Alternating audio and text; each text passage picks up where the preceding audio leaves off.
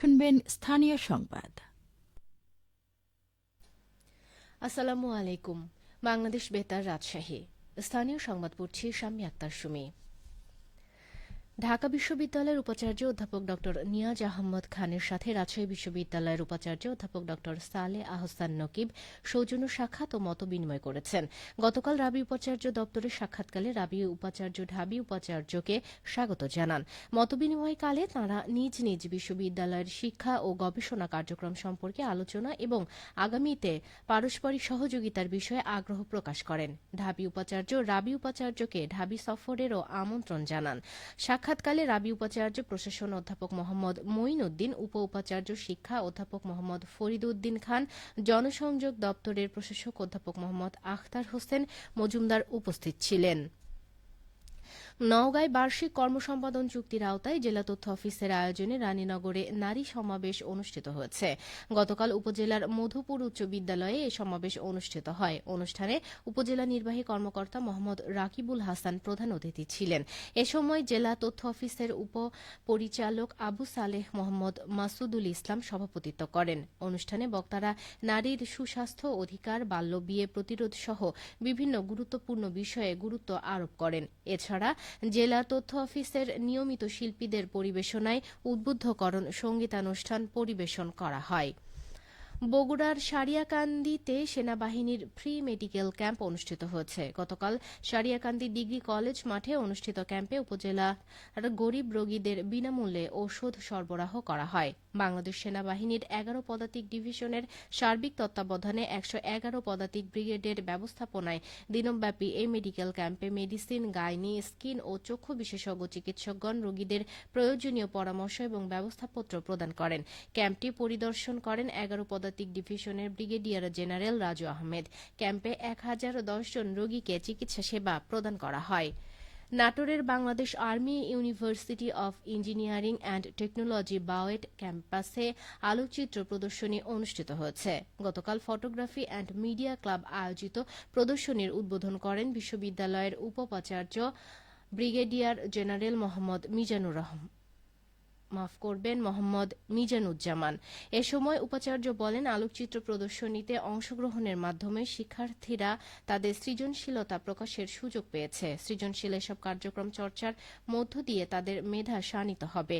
বিশ্ববিদ্যালয়ের একাডেমিক ভবনের প্লাজা গ্যালারিতে বাছাইকৃত ২০টি ছবি এবং ৫টি ভিডিও চিত্র প্রদর্শনীতে স্থান পায়। প্রদর্শনীতে ৫০ জন শিক্ষার্থী তাদের আলোকচিত্র ও ভিডিও চিত্র প্রদর্শন করেন। কোরবানিকে কেন্দ্র করে বরাবরের মতো এবারও সিরাজগঞ্জের বিভিন্ন খামারে মোটাতাজা করা হচ্ছে নানা জাতের ও আকারের ষাঁড় গরু। তবে এগুলোর মাঝে পশু ক্রেতাদের নজর কাড়তে আলাদাভাবে পালন করা হচ্ছে বৃহদাকৃতির ষাঁড় জাম্বু। এ বিষয়ে এখন শুনুন আমাদের সিরাজগঞ্জ জেলা সংবাদদাতার একটি প্রতিবেদন। আসন্ন ঈদ উল আজহায় বিক্রির উদ্দেশ্যে সিরাজগঞ্জের শাহজাদপুর উপজেলার মেহেদী একরয় দেশীয় পদ্ধতিতে লালন পালন করা হচ্ছে ব্রাহ্মা, ফিজিয়ান ক্রস, শাহিওয়াল প্রজাতির দীর্ঘকায় বেশ কয়েকটি ষাঁড় গরু। তবে খামারটি আলোচনার কেন্দ্রবিন্দুতে পরিণত হয়েছে দীর্ঘকায় ষাঁড় জাম্বুকে কেন্দ্র করে। প্রায় ১ বছর আগে আনা আমেরিকান ব্রাহ্মা ও জার্সি প্রজাতির সংকরে সৃষ্ট ষাঁড়টিকে সাইলেজ, সবুজ ঘাস ও দানাদার খাবার খাইয়ে মোটাতাজা করা হয়েছে। খামারি মেহেদী হাসান বলেন, ১,১৫০ কেজিরও বেশি ওজনের ষাঁড়টির দাম চাওয়া হচ্ছে ১৬ লক্ষ টাকা। আমার এখানে গরু আমি ১৫ থেকে ২০টা গরু প্রতি বছরই রাখি। আপনার আমার ৪-৫টা গরু বিক্রি হয়েছে। আপনার এখন আরো 5টা মতন বিক্রি আছে।